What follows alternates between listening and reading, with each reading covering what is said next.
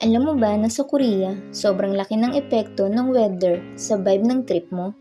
Kasi bawat season, parang ibang bansa yung feels. Pag spring, presko, mga 6 to 17 degrees. Dito lumalabas yung cherry blossoms, usually late March. Pero ingat ha, kasi may yellow dust paminsan-minsan, lalo na pag medyo hazy yung hangin.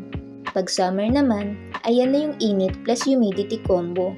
Umaabot ng 23 to 30 degrees. Tapos, July ang pinakamaulan.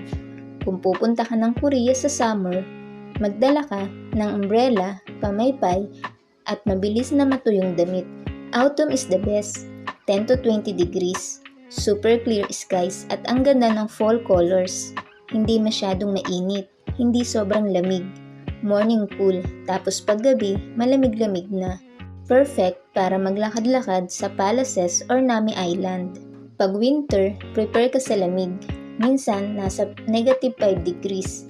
Minsan, mas mababa pa. Lalo na pag may hangin.